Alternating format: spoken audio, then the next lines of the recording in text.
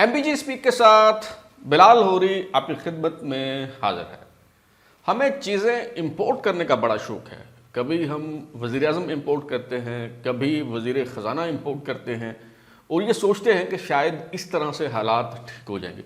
एक मरतबा फिर वज़ीर ख़ज़ाना इंपोर्ट किया गया है और नीदरलैंड से बुलवाए गए औरंगज़ेब साहब जो हैं उन्होंने वज़ारत ख़ज़ाना का कलमदान संभाल लिया है। ये तजर्बा कैसा रहेगा? क्या वो पाकिस्तानी मईशत के जो गंभीर मसाइल हैं उन्हें हल कर पाएंगे और पाकिस्तानी मईशत जो है उसकी इस्लाह हो सकेगी? ये तजर्बा कामयाब रहेगा नहीं रहेगा? इसहाक डार साहब जो हैं, जो बड़े तजर्बाकार वज़ीर ख़ज़ाना हैं, उन्हें ये ज़िम्मेदारी क्यों नहीं सौंपी गई? आज के शो में, आज के व्लॉग में हम इसी हवाले से गुफ्तगू करेंगे। तो सबसे पहले तो मैं आपको याद दिला दूं कि ग़ालिबन 3 या 4 मार्च को मैंने एक व्लॉग किया था जिसका उन्वान था शहबाज शरीफ के साथ हाथ हो गया। इसमें मैंने आपको बताया था कि गंजी नहाएगी क्या, नचोड़ेगी क्या। मैंने आपको बताया था कि इसहाक डार साहब जो हैं वो वज़ीर ख़ज़ाना नहीं होंगे। मैंने ये भी अर्ज़ की थी कि मोहसिन नकवी साहब जो उनके मोहसिन हैं वो जो है वज़ीर दाखिला होंगे। और ये भी मैंने आपको अर्ज़ की थी कि कुछ जो निगरान वज़रा हैं वो भी कंटिन्यू करेंगे, जिनमें इंफॉर्मेशन टेक्नोलॉजी के जो वज़ीर हैं उमर सैफ, उनके बारे में भी जो है वो मैंने अर्ज़ की थी। तो जब मैंने ये बात कही तो बहुत से दोस्तों को इस बात पे यकीन नहीं आ रहा था और मुस्लिम लीग नून के जो बाज़ अहबाब हैं वो भी कह रहे थे कि जी इसहाक डार ही वज़ीर ख़ज़ाना होंगे। ये कैसे हो सकता है कि डार साहब को वज़ारत ख़ज़ाना जो है वो ना मिले? मैंने आपको अर्ज़ की थी कि ये जो निज़ाम लाया गया है ये हाइब्रिड प्लस निज़ाम है और इसमें सारे जो मामलात हैं वो एस्टेब्लिशमेंट ने अपने कंट्रोल में रखे हैं और सारे जो पॉलिसियां हैं वो उनकी होंगी, फ़ैसले उनके होंगे, लोग भी अहम ओहदों पे उनके बैठे होंगे। तो ये एक तरह की उसी तरह की कठपुतली हुकूमत होगी जिस तरह की कठपुतली हुकूमत हमने 2018 में देखी, बल्कि ये उससे भी कहीं आगे जाके उसे हाइब्रिड निज़ाम अगर कहते थे तो ये हाइब्रिड प्लस निज़ाम इसे जो है वो मैं कहता हूँ।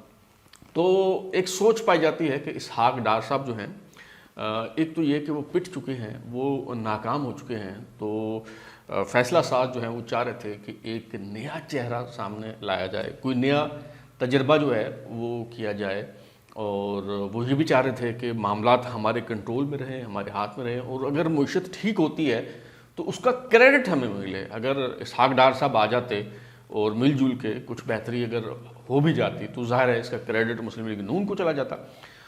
लेकिन अब सबको पता है कि मामलात किसके हाथ में है, वज़ीर दाखिला किसके कहने पे लगाया गया है, वज़ीर ख़ज़ाना किसके कहने पे बनवाया गया है। तो एक तो ये है कि इसहाक डार को कोई लिफ्ट नहीं करवाता था। कोई भी वज़ीर ख़ज़ाना होता तो वो चाहे ताजर कम्यूनिटी हो, चाहे FBR के लोग हों, कोई उसे संजीदगी से जो है वो नहीं लेता।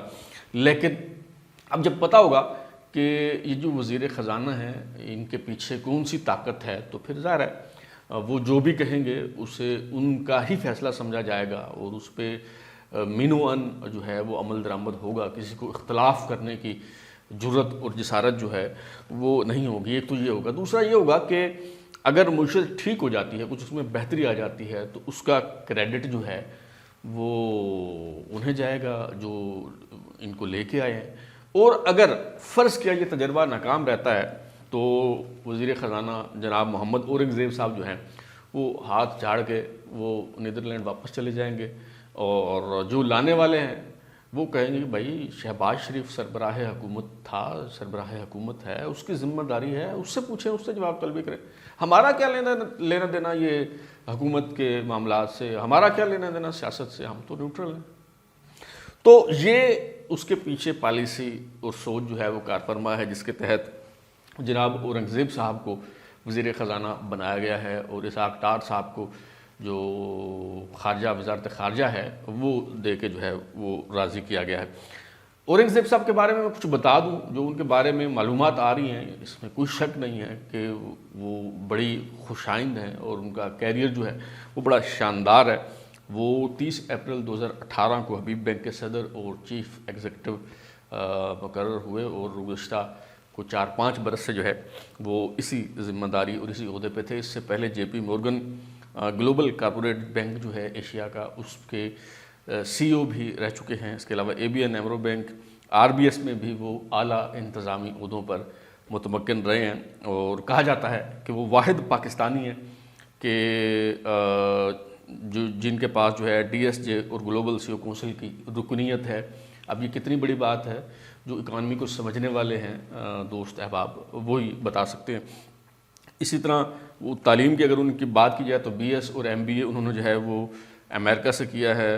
شاندار بینکنگ کیریئر کے حامل ہیں، میں پہلے بتا چکا ہوں، اور وہ ٹاپ 5 بینکنگ سی اوز جو سب سے زیادہ تنخواہ لے رہے تھے ان میں سے ایک جو ہیں وہ محمد اورنگزیب صاحب ہیں، جو ماہانہ 3 کروڑ روپے تنخواہ لے رہے تھے۔ اور اگر ان کی ہم بات کریں کہ جی کہاں سے ان کا تعلق ہے اور کوئی رشتہ داریاں تعلقات کی اگر ہم بات کریں تو فیصل آباد کا جو علاقہ ہے کمالیہ، وہاں سے بلانگ کرتے ہیں اورنگزیب صاحب، اور وہاں کا جو رمدے خاندان ہے اس کے یہ چشم و چراغ ہیں۔ سابق اٹارنی جنرل فاروق رمدے کے بیٹے، سابق جج جناب خلیل الرحمان رمدے صاحب جو لاہور ہائی کورٹ میں بھی رہے، سپریم کورٹ میں بھی رہے، ان کے یہ بھتیجے اور داماد بھی ہیں۔ اور اس کے علاوہ سابق وفاقی وزیر اور رکن قومی اسمبلی چودھری اسد الرحمان جو ہیں یہ ان کے بھی بھتیجے ہیں۔ اچھا، یہ جو امپریشن دیا جا رہا ہے کہ جی دوہری شہریت کے حامل یہ تھے یا ہیں، تو جناب تصیف فرما لیں یہ دوہری شہریت کے حامل نہیں ہیں، یہ پاکستانی سرے سے تھے نہیں، ان کے پاس پاکستانی شہریت جو ہے وہ تھی ہی نہیں، ان کے پاس نیدرلینڈ کی شہریت ہے، اور بعض ملک جو ہیں وہ آپ کو اندازہ ہوگا کہ وہ دوہری شہریت جو ہے وہ الاؤ ہی نہیں کرتے، اس کی اجازت ہی نہیں دیتے۔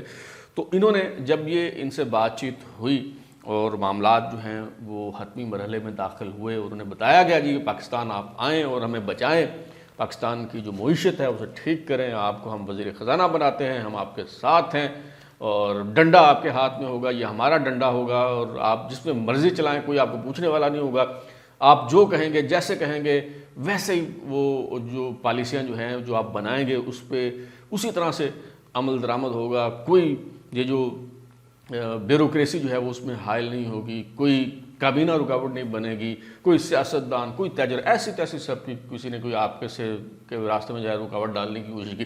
تو یہ جب معاملات ان سے جو ہے وہ فائنل ہوئے تو اس کے بعد انہوں نے نیدرلینڈ کی جو شہریت ہے وہ ترک کرنے کا جو پروسیجر ہے وہ انہوں نے اڈاپٹ کیا، اور انہیں اس کے بعد سب سے پہلا کام جو ہے وہ یہ کیا گیا کہ ان کے پاس ظاہر پاکستان کا شناختی کارڈ نہیں تھا، پاکستان کی شہریت ان کے پاس نہیں تھی، تو سب سے پہلے منظوری دی گئی جناب اورنگزیب صاحب وزیر خزانہ جو بنانے کا جنہیں اصولی طور پہ فیصلہ ہو چکا تھا، انہیں پاکستان کی شہریت دی گئی، پاکستان کا شناختی کارڈ دیا گیا، اور پھر انہیں ان کی تقریب حلف برداری ہوئی، انہوں نے وفاقی وزیر کے طور پہ جو ہے وہ حلف اٹھایا۔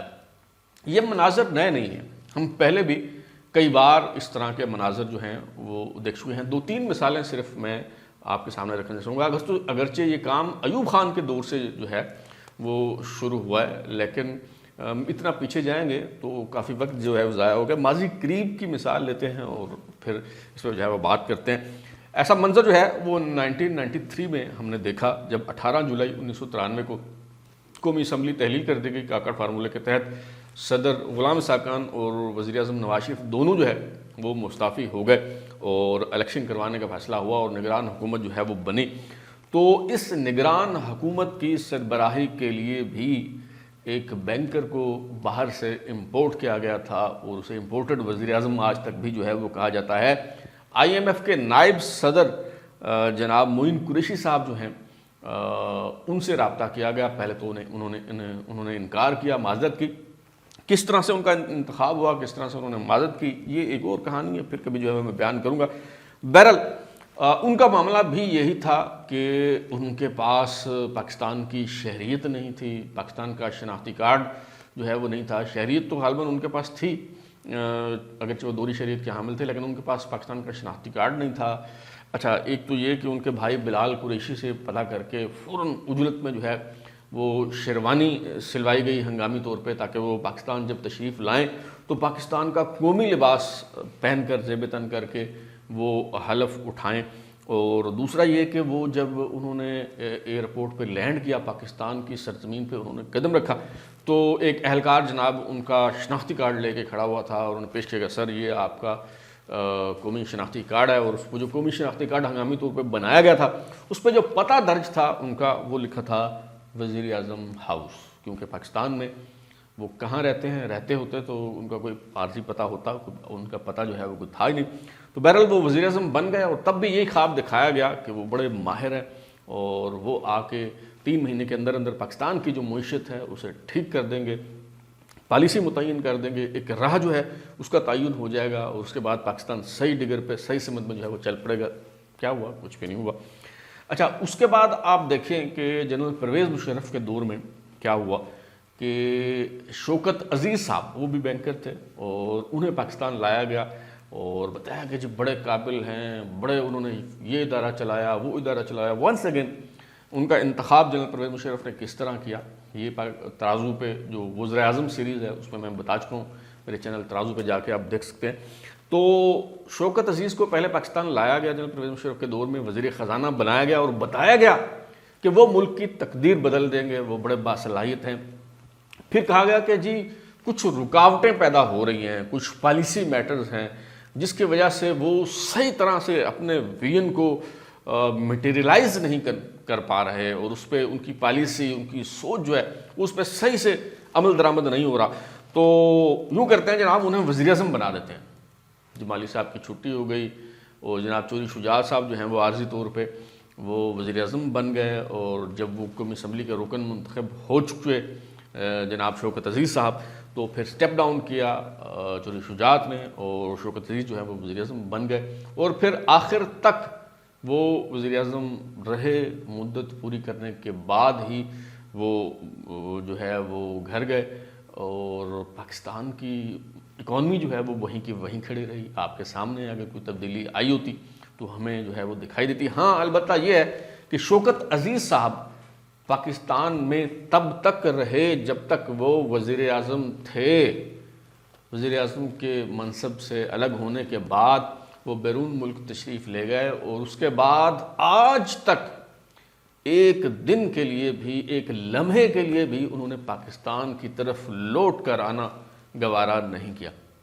اچھا، یہ تو وہ مثالیں میں نے آپ کے سامنے رکھی جنہیں آپ imported finance minister, imported prime minister جو ہے وہ کہہ سکتے ہیں. لیکن ایک لوکل تجربے کی مثال بھی میں آپ کے سامنے جو ہے وہ رکھ دیتا ہوں.